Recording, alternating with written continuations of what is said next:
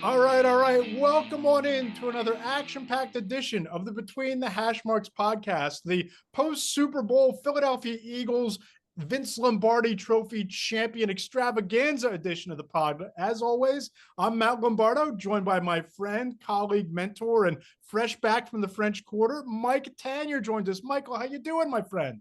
Eagles, Eagles. It's not hard to spell.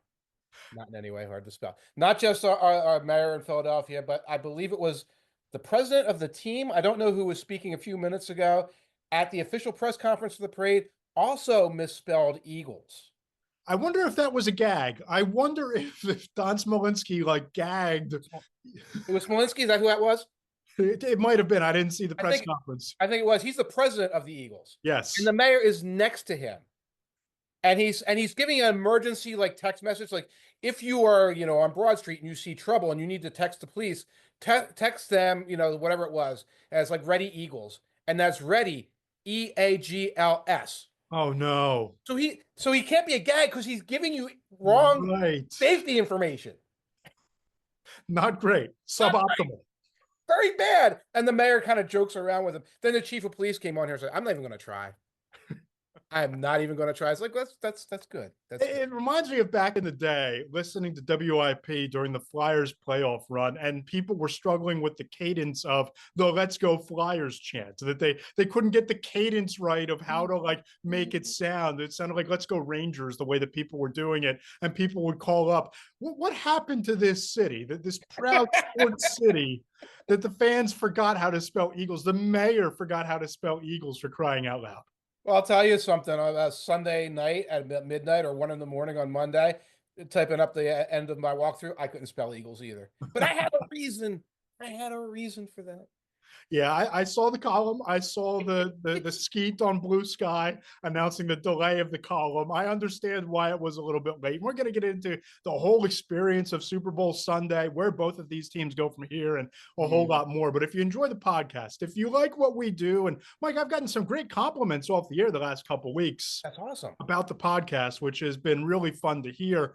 Please go ahead and subscribe on Apple Podcasts, Spotify. You can check it out on my YouTube channel at Matt Lombardo 975. And if you're not reading the Too Deep Zone on Substack, if you're not subscribing to Mike Tanier, you're missing some of the best football analysis out there. So be sure to go and subscribe on Substack. Thank you. And you should be a between the hash mark subscriber now. And I'll say this: last week on this pod, both of us were musing a little bit this could be an upset. I mean, not an upset, a blowout. This could be an Eagles blowout. We were going back and forth about it a little bit. Yes. And then you made the bold choice to lead with it. Yes. You led with it. It's like super blowout. I forget the exact words you were. So the receipts, ladies and gentlemen, Matt Lombardo has the receipts that no one on Media Row, no one in the media, and no one on ESPN was talking about the possibility of the Eagles blowout. Matt was, we were. But if you can read it, you can check it out in the archives. I was saying, maybe kind of, sort of. You led with it. Oh, absolutely. I made the headline. This Super Bowl has blowout potential. It was the official pick Saturday morning. I went Eagles 31-20, and it turns out that wasn't even bold enough. Right. The inspiration was the podcast. You and I were talking about this, and I think we both kind of agreed. Where's the matchup that favors the Chiefs? I mean, Chris Jones against the interior of the Eagles offensive line. Maybe you talked me into that, but Xavier Worthy was completely neutralized, as I predicted, by Quinyon Mitchell. You think about, the Eagles defensive line against the Chiefs, shoddy front, maybe the leakiest offensive line in football by the end of the year. There just wasn't anything that favored the Chiefs. And you and I, my friend, we could both kind of tip the cap to one another and take a victory lap because we were all over this. If you listened to the podcast last week, if you read your final column from New Orleans post muffaletta sandwich, if you read my prediction and you went to the bank and you went to the bookie and you went to DraftKings and FanDuel or Bet365, you made some money and you're welcome for that. And I just wanted to say that we were all over this matchup. Absolutely. By the way, I came back to Philly. Went to to Collingswood, went to Haddon Culinary in Collingswood, and guess what was waiting for me there? Muffaletta sandwiches by the slice.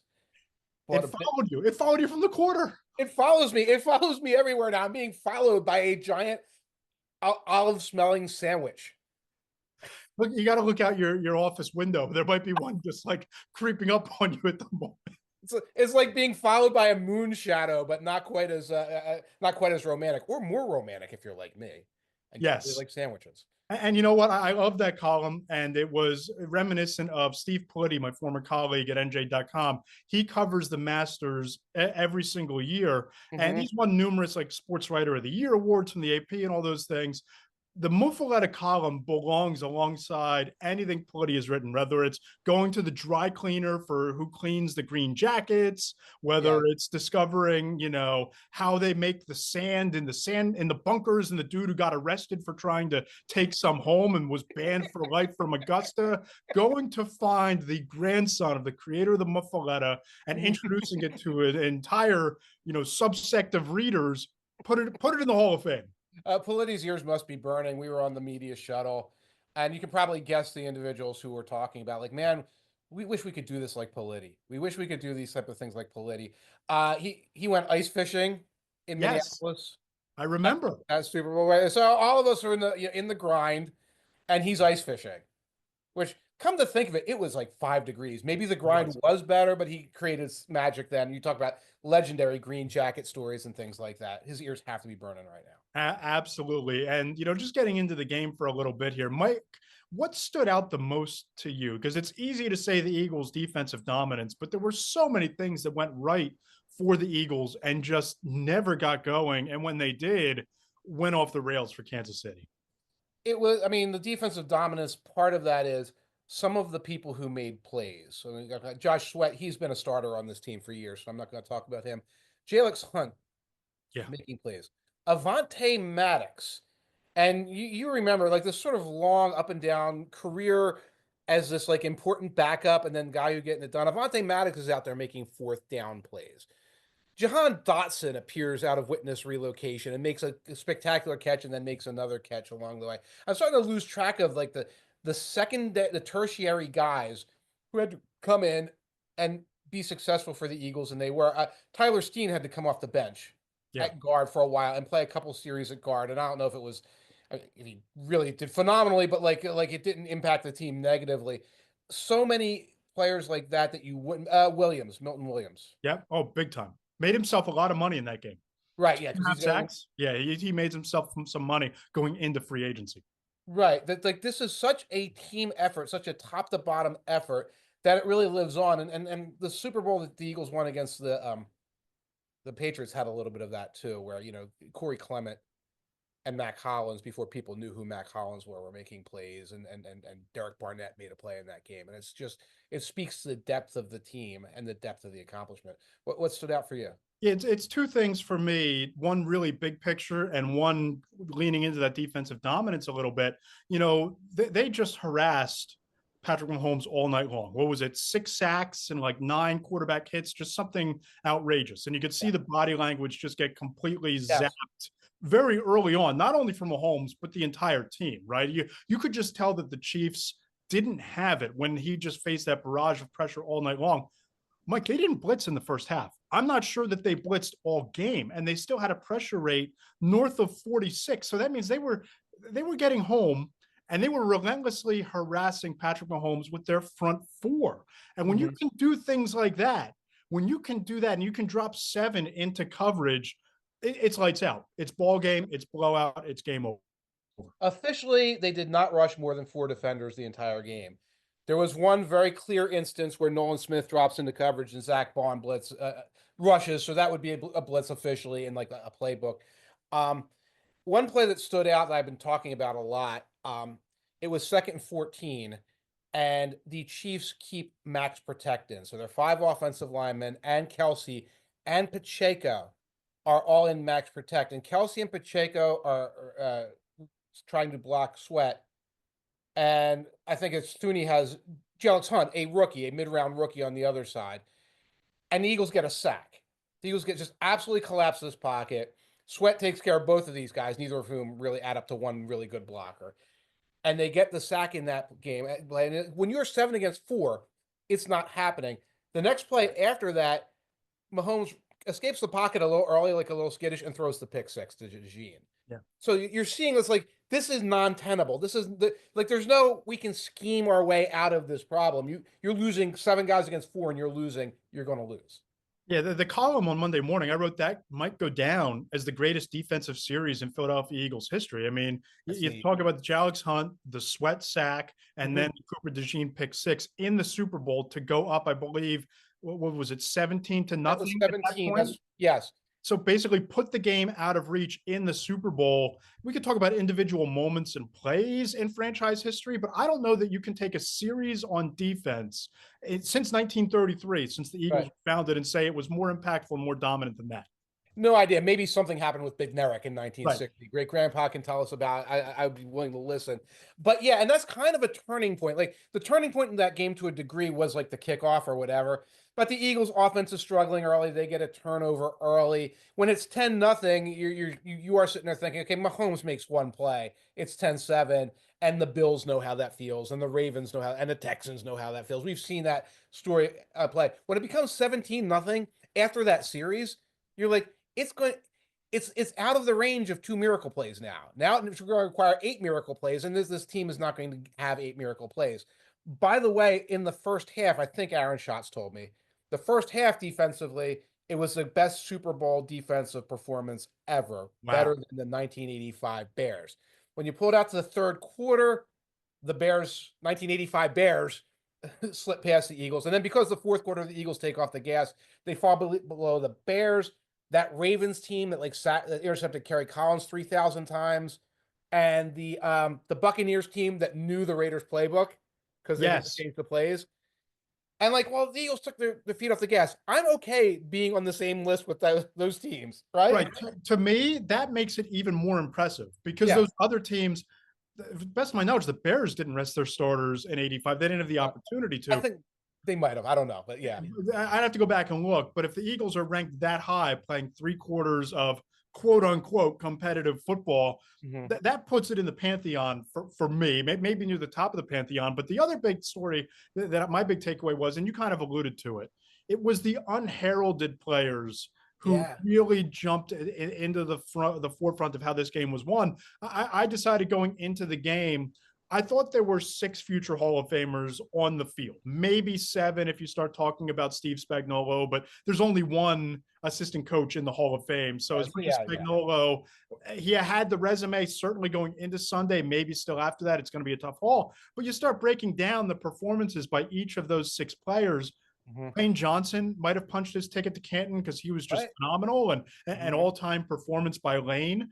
Saquon, this is where we get a Oh, little bit silly, and I just for say Saquon. that Saquon went from not being anyone who would ever get into the Hall of Fame this season to somebody who has now a good, strong base of a Hall of Fame case. yes, Yeah. yes, but I'll get a little bit silly and say Right. that because the Chiefs sold out so hard to stop Saquon Barkley, that maybe you make an argument that he should have gotten MVP votes because it opened up everything else. It Yeah. opened up Jalen Hurts and AJ Brown and Devonta Smith, but it's just Chris Jones got Yeah. banged up before that non-factor. hmm Patrick Mahomes, it's a burn the tape game for him. It's also a game that's going to haunt him personally for a decade. hmm Creed Humphrey, not the entire interior line wasn't great. No, I no, haven't no. a chance to look through the film yet, but you just look at the guys that went into that, and you're thinking they could be Hall of Famers one day. hmm Super Bowl Sunday defines legacies.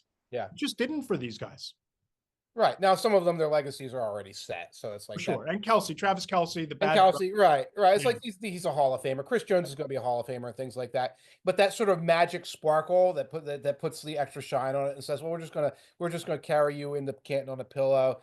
Some of them lost the opportunity to get that, and yeah, this is a legacy changer for Barkley. The whole season is a legacy changer for Barkley. And Lane Johnson, this sort of like when we have to make a case for Lane Johnson, 2 teams where he's leader on the great offensive line, Super Bowl. Now he's got a running back for 2,000 yards and a Super Bowl when we talk about Lane Johnson and putting him and Kelsey both in the Hall of Fame on that line. I think the case is there. I'll say this about the MVP. If you're not giving it to Hurts, it absolutely had to go to Josh Sweat. Yes. Two 2.5 sacks. The interception by Bond was caused by Sweat slamming Thuney into Mahomes. There was another, I think Sweat has a pressure on the DeJean pick six. If not, he's got a pressure where something else dumb happens. It's the best single defensive performance. Now, or I say it reminded me of Justin Tuck against Tom Brady, where I believe one game he had 2.5 sacks and a safety, or Yes. forced fumble and a safety. That level of dominance, where again, 20 years later, Hall of Fame, not Hall of Fame, that's not the case. You remember this is the guy who did the thing in that game.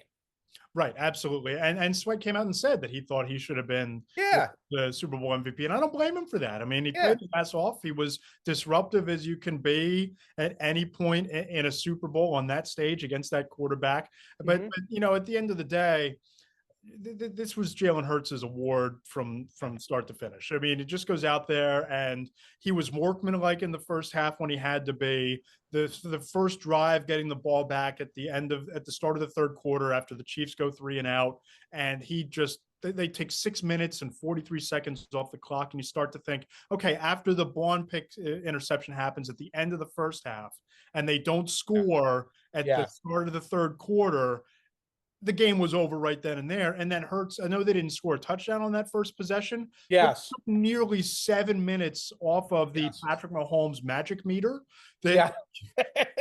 Right. Right. you Right. lessened the chance significantly of that fourth quarter nightmare from an Eagles perspective and heroics from Mahomes for the Chiefs. It's like the video game character who has like the super scion meter, and when it reaches a certain thing, you can push the button, and he can do the magical attack that murders you. Yes. He kept going down and down and down. He's losing mana as it goes, and that was key because again, and I wrote about it. It's like I have severe anxiety issues. It's halftime. I'm trying to watch Kendrick Lamar. I'm sitting with my wife, and it's like I'm a nervous wreck because if the Eagles lose this game now, they will be the biggest comeback losers in history, and I don't think the city's civic self-esteem or my self-esteem can handle this. So Eagles go out and they force that 3-and-out, and then this slow methodical drive, and Hurts is making those plays, and because Barkley is pretty much contained for much of it, and it whittles all the way down to field goal range, and they kick the field goal, and then I look up, yeah, there's 7 minutes and 48 seconds left. Like that's it. That's it. That clock killing was as valuable as the points. And you wrote about it in your Monday column. It's like the redemption of Jalen Hurts after this weird anti-Hurts thing, both in the Philly community and like in the community of like quarterback experts, for him to come out and answer those critics like this. Yeah, and I've never understood that criticism because, you know, I don't know that he's as prolific a passer as Joe Burrow. I don't Right. know that he's as mobile as Patrick Mahomes. I don't know that he has that skill set to be a top 3 or 4 quarterback in the league, Mhm. but the guy just wins, and his Right. teammates run through brick walls for him. And anytime Right. that you talk to Jalen Hurts or hear him in press conferences, I've long had this belief that he has that Michael Jordan, LeBron James, Tiger Woods mentality that he's Mhm. going to do what it takes to level his game up little Yeah. by little every single year. And he has the motivation to do it, goes out and does the work. And you look at it now, okay, 2 Super Bowls in his first 4 seasons as a starter. He's been to the playoffs the last 3 years. He has the Every year. Lombardi Trophy. He Yes. has a Super Bowl ring on his finger. Mhm. And it's like, what more can you ask for from this guy? And he absolutely now belongs in that conversation of the top 5 to 8 quarterbacks in the sport because of Yeah. what he's accomplished Yeah. and the fact that he's only 26 years old. He has a signature play that only he runs, that now for 3 years only he runs, that Josh Allen can't seem to run. I know they were running it, the Bills were, but they didn't when it mattered. So you've got this thing. And I go back to, and because you'll hear well, there's this limitation and that limitation. Does he get to his second read? And I said it, I think last week to you, I said it to all people around New Orleans. When he connects with Devontae Smith, and there was an early third down in that game where it's a spot throw to the sidelines, and Smith kind of appears and catches it. That level of elite timing, Yeah. I think that particular skill is on the same line as Peyton Manning, Marvin Harrison had. Wow. I'm going Yeah. to put it to a place, and it's not that different, or it's like one rung below that. It's one rung below the Mahomes Kelsey thing. They have that kind of chemistry that they've honed over the course of years. That's special. That takes a lot of work. That compensates, and it's kind of replaces some of the other skills in his game. And it's one of the reasons the Eagles can do this. One of the reasons why they struggle when Devontae Smith wasn't out there for a week or two last season. But if you rank quarterbacks, if that's the thing you do, and you're not looking at, well, what's happened in the postseason. Right. what happens in these meaningful games. You're doing it wrong. You're missing the point. You don't understand what you're doing. You're busy watching Tuesday afternoon 5-yard passes, and you're missing touchdowns in the Super Bowl. And he was the MVP in the MVP race until about week 10 or 11 last year before the Yes. season came off the rails. Yes. And with the soup coming off of the tailwinds of a Super Bowl appearance the prior season. And he outplayed Patrick Mahomes for much of that game. He had the costly fumble, but you know what I'm saying here, that he belongs in that conversation of the upper echelon quarterbacks.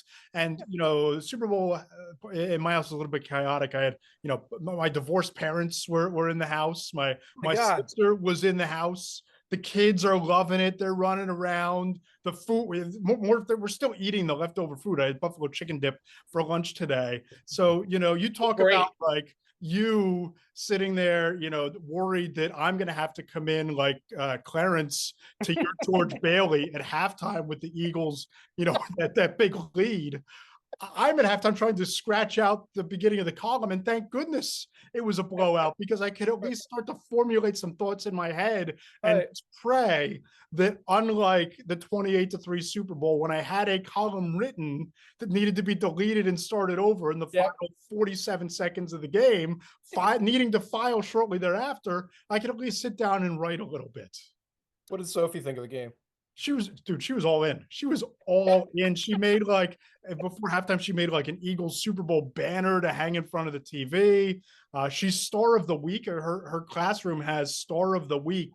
They like highlight one of the kids in the class for a week and let them bring in like show and tell things and fun stuff like that. So she came off the Super Bowl and go into star of the week for her class. So she had a lot of fun. Luca, you know, he actually learned to spell Eagles last week. My wife like got him in run for mayor. Yeah, run for mayor. Run for mayor, Luca. That's awesome. That's awesome. I had to run something up to Mike at Rowan, and like, you know how you can tell when someone's really hungover. Oh, well, he looked at me and that morning. He looked at me and I looked at him, and I was like, yeah. And he's like, some of the guys, he didn't do it. Some of the guys actually went from Glassboro into Philly, and it's like, oh, wow. What was the report like? It was kind of like the Warriors. Yeah. Clink, clink, clink, clinks. But that's great. That's great. It's cool to be able to spend do that kind of thing with your family. It's amazing. Yeah, and you and I both had the experience a couple of years ago. You again this week, covering Super Bowl week, flying home on Friday, and you know, your column on Monday morning. I read it every week, but the experience of living through Super Bowl through your eyes. It was a phenomenal read. Anybody who cares about football or is an Eagles fan should go check it out. It was great. I enjoyed it. It was a scene setter of all scene setters. I was distracted. There's an exterminator next door, so give me a moment. Thank you very much. I love being able to share some of those stories. And you and I are in the same boat. Like, now we can talk about the Super Bowl a little bit afterwards. We can joke about the parade, whatever. It's hard to contextualize the actual Super Bowl and write a game story that anyone in the world really gives two poops about. We all watch the game. We all form our opinions. You as a listener, you as a fan, can come away with that game with the exact same opinions we have. So you either are Peter King and you can go meet and have a cup of I guess cocoa with Andy Reid for an hour and get secret information, or you're just like the rest of us. So you found the right tone with the Jalen Hurts thing, and I did what I did, and also was not 100% sober for portions of it. Yeah, I noticed. I saw the what was the cocktail at the bar in the Skeet? What was the cocktail? Do you remember? Just a Crown Royal on the rocks. Just a Crown Royal on the rocks, and then whatever the double nickel brewery here. My little town here, you don't want to get too complicated with the cocktails at the joint, especially when the place was absolutely just everybody was wasted. Everybody was wasted. A guy walks up to me. A couple people walk up. They know me as neighbors. They're the neighbors, you know. Or I was a teacher years ago. I taught their kid. I know you. You're that sports writer. Like, I am. I follow you. It's like, oh, do you follow me at my Substack or from Bleacher Report? No, I follow you from. Dude, what's your name? What's your name? And I was just going to say Sal Palantonio. Oh, Jesus. But I didn't. So, but that was the level. And I wanted to try to talk to him just for a minute about the game, but he just got distracted and just started wandering off. There was another dude. People tend to when they're so happy like that. You know what I mean? Like the happy drunk just wanders to the next guy to interact with. Right. It was just gonna be, what do you think? Go Birds. What do you think of the game? Anything like that. And he was distracted. There was like another guy at the pool table with like his thick beard just going like this to like Thunderstruck, doing the mummer strut to AC/DC's Thunderstruck, which takes a little bit of inebriation to like get that to work from a game. I got to give a tip of the cap to Sophia's bus driver. He had the foresight on Friday to Uh-huh. tell the kids that there would be a substitute bus driver That's on amazing. Monday because he was having an Eagles party. And and that's great. And ladies and gentlemen, in general in life, if you think you're going to be out on Super Bowl Monday, always call out ahead. Always plan your substitute. I have some teacher friends who put their personal days in. I think after the Rams victory, it's like we're just going to put the personal day in. Just in Get, case. huh? Just in case. Just in case, get it organized, get it settled. And then, when you're celebrating, you can take pictures of yourself on Bourbon Street or South Street or whatever, and you didn't leave anybody in the lurch. And that's the 2008 teacher, Mike Tanier, who remembers the Phillies parade Yes. and I had the sub for like 20 of my friends, and I had classrooms full of, each class only had like 5 kids because most of the kids were out partying too. But like At the parade. at the parade. But it's like if you had a sub, I wouldn't be taking care of your kids right now, buddy. I still remember Sebastian. So just keep that in mind. Mike's teaching classes in the gymnasium to get everybody in one place. All the other teachers are on Broad Street and Yeah, climbing up grease poles. exactly. And to be fair, by teaching, I meant putting on the overhead and watching the parade and joking around. But you know who's in the school at that point? The sports haters. Yes. And I'm not going to be like, you are welcome to be a sports hater. I played Dungeons and Dragons, everything else like that. But like some of them want to read quietly, and some of them are sitting there like, what is this? Sports ball. It's like, let us enjoy something. Let Yeah. us enjoy something. When Lollapalooza comes, Put the AirPods yeah, on and listen to whatever you're listening to. Give us our moment. give us a moment. Give us our moment. Absolutely. And I think that the Eagles, I'm going to make a bold prediction here. I think the Eagles have a lot more moments like this coming up in the next Yeah. couple of years. And I'm going to go so far as to say you and I'll be there this time. We will be in Los Angeles in February of 2027. Yes. And we'll be wondering if the Eagles are going to be the first team to win 3 in a row, because you just start to look at this thing, right? Jalen Hurts, 26 years old. Saquon Barkley, 28 years old. Devonta Smith, 26 years old. A.J. Brown, 27 years old. Jordan Mailata, 27 years old. They're all under contract for at least the next 2 seasons. And other than Saquon Barkley, all at least 3 to 5 more years down the line. Jalen Carter, 23, Nolan Smith, 24, Quinyon Mitchell, Cooper DeJean, 22 and 23 on their rookie deals. And is there anybody in the league outside of maybe Brad Holmes and maybe Adam Peters and maybe Brett Veach, who you think about as being a better drafter at the positions that matter than Howie Roseman to go and draft an offensive tackle to replace Lane Johnson, to go and get the safety who's going to ultimately replace CJ Gardner-Johnson? This just feels, and maybe it's getting ahead of myself in the immediacy of watching how that game played out, but it feels like the Eagles, this was their launching pad moment into something that could wind up being historic. I hope so. And we can sit here and we can be skeptical and list people like Bond who are probably gone. Yeah. And they will be hard to replace. But the Eagles are in position to do this. And when you look around the NFC in particular, you can see the powerhouses. We all see the Commanders. They're there. They're going to be an issue. Do not sell me any team in the NFC South because they're a joke. The 49ers are done. Goodbye. It was nice knowing you. The Rams are starting to face some. Yeah. And yeah. I'm the meme of the guy fading away is what I was doing. Fading away. Yes. The Lions will be back. Lions will be back. Yeah. Detroit's not going to have 47 different guys injured through the course of the year again. Right. Yeah. So you got this 3-team list. Just like when you go to the AFC, it's the 3-team list. Eagles are on that list. They've got a ton of guys under contract. They've got fewer question marks than anyone else. Absolutely, they could be back. Right. And I just want to dispel this notion that I've heard this week, Mike, about like this being the end of the Chiefs dynasty. I don't see it.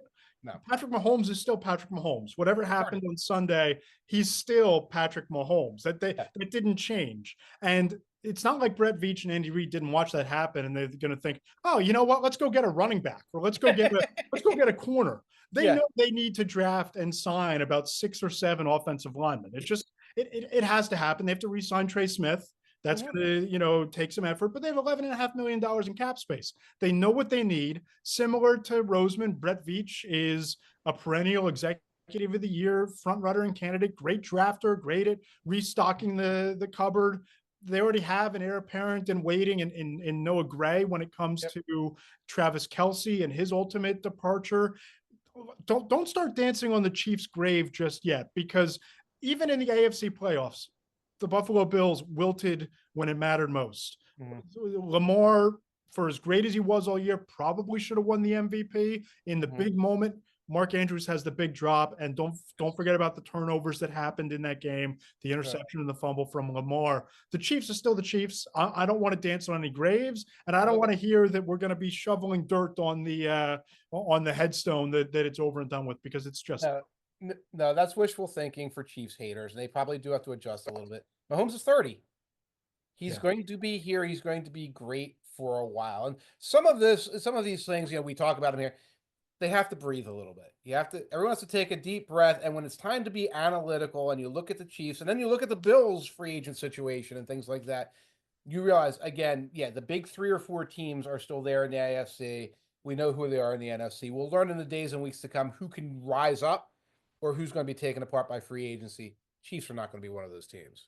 No, not going to be one of those teams. And the Bengals will be back. The Broncos are charging down the rails like a jail on rails. Like the Something, Broncos are yeah. in the mix.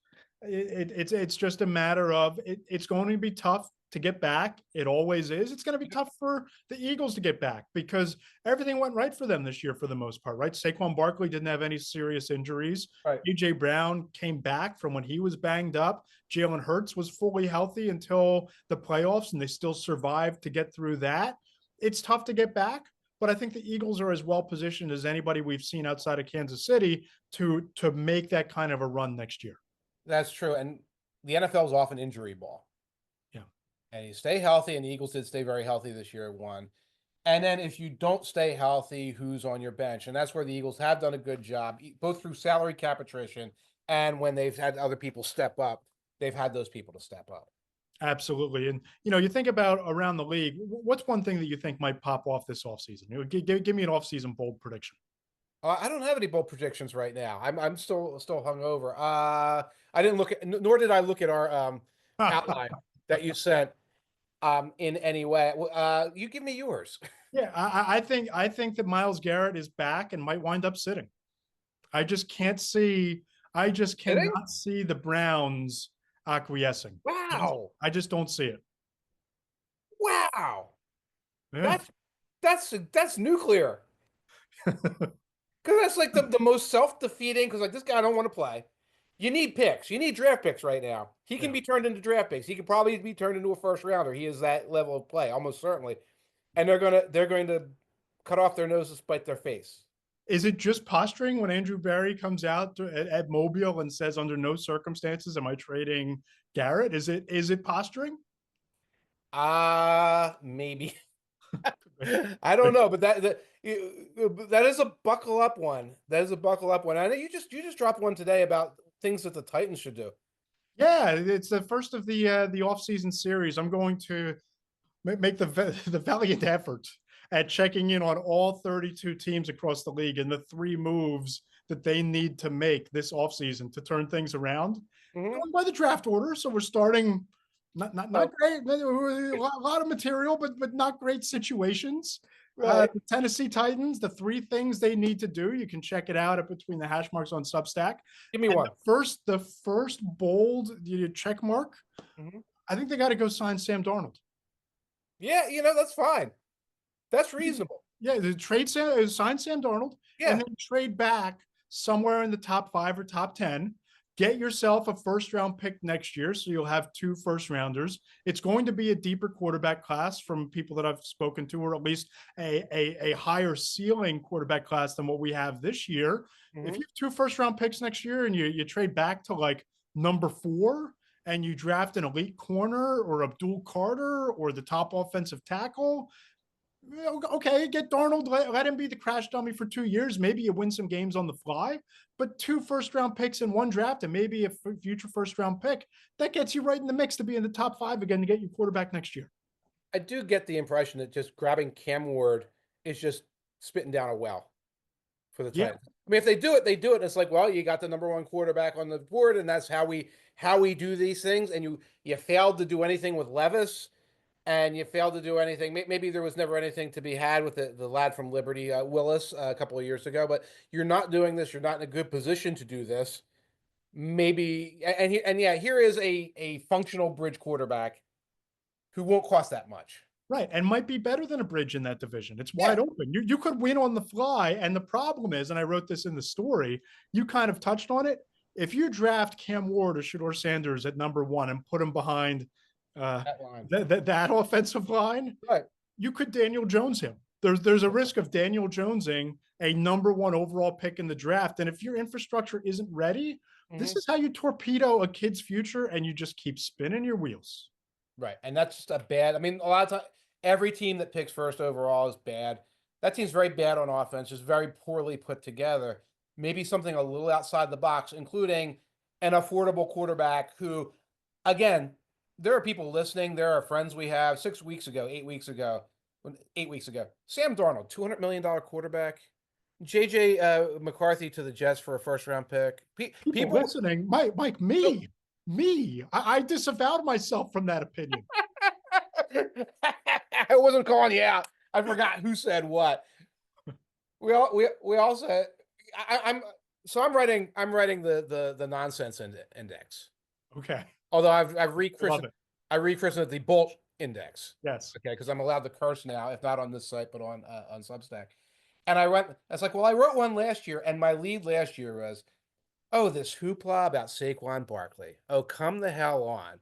Who do we really think this guy is? They're like paragraph after paragraph of like, you stupid Philistines, you idiots who think Saquon Barkley is going to make a difference for anybody. He's going to sign with the Jaguars for 2 years. So we all have our moments. Yes. We all have our shame. We all wind up in the freezing cold takes almanac for one thing or another in our career. Oh my God. Oh goodness. Are we done? So we touched on the series on Between the Hash Marks, the 3 things every team has to do this offseason. Going to have some draft stuff, got some free agency previews. But what's coming up on the Two Deep Zone in the days, weeks, and months ahead? And that's it. We got the Bull Snot Index coming up, and we got a mailbag coming up. And I'm starting to gear things up. We'll be at the Scouting Combine. It's going to be called the Two Deep 96. I can't wait.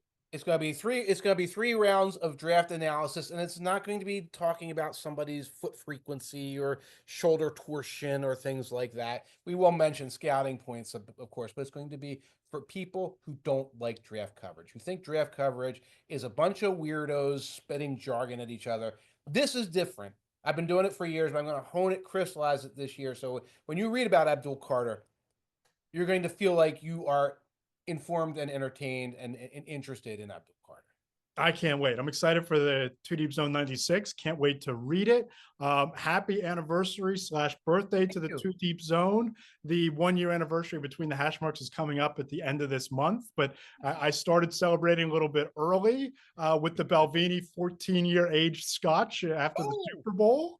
I figured it was fitting, ending the first season, approaching the first anniversary, to sip some of the fine Scotch that my father gifted me for Christmas this year. But I'm excited, and I know I speak for you on this, Mike. 1 year in the books for Two Deep Zone. We can't express enough gratitude to all of the readers, all of the subscribers, everybody who listens to the podcast, follows us on social, and then clicks a link to read the article. None of this is possible without you guys. And Mike really bet on himself. I jumped into the foray to hopefully one day turn it into a big bet on myself. But we're both building something here, and it's not possible without everybody who's reading and listening and watching. Yeah, you are here listening at this point. Watching at this point, because you're somebody who recognizes that you need the independent voices. Okay. And you would rather hear Matt and me or Aaron Schatz or people who have independent voices than go to these SEO farms and see something that was thrown at you like a cheap burger's thrown at you at like the worst hamburger stand in the world. And that means a lot to us. It makes what we do possible. And I can't thank you guys enough. Again, I was able to actually go to Bourbon Street. I was actually able to go to the French Quarter because of the support of listeners, readers, followers, subscribers like you. Matt's also being able to do some things his own way. We really appreciate it. Absolutely. And I'm dragging your ass to Santa Clara next year because it's my goal, my mission to be at the Super Bowl next year. And I ain't going to San Francisco, Santa Clara alone. You might have to drag my ass on that one because we know what it's like to cover a Super Bowl there. It's, Right. We don't have to go into the inside baseball on this, but it's like, oh, let me get my walking shoes and my Dramamine for the shuttle up and down the freeway. So yeah. yeah, but big goals ahead for both of us. As far as the podcast goes, if you enjoy it, please leave us those 5-star reviews on Apple Podcasts. They really do help grow the show, boost us up in the algorithm, make it easier for us to find. Subscribe to Mike Tanier's Two Deep Zone on Substack. Follow him on Blue Sky and Threads. Follow me on Blue Sky and Threads as well. Subscribe to Between the Hash Marks on Substack. Mike, in the off season, we're going to do once every 2 weeks. Yeah, so every other Tuesday, you'll be Yeah. hearing from us, and you can expect us to drop in your inbox and your podcast feeds. But what a great first year of the pod. And if you've noticed, I've been sipping the Café du Monde coffee straight from the French Quarter. The package arrived on Monday afternoon from Mike Tanier. So thank you for that, my friend. Much appreciated. You're very welcome. I didn't get my wife anything. Oh, so you're extremely blessed in that respect. Wow, I feel special. Mike, this has been so much fun. Talk to you in a couple weeks. You too. Take care, everyone.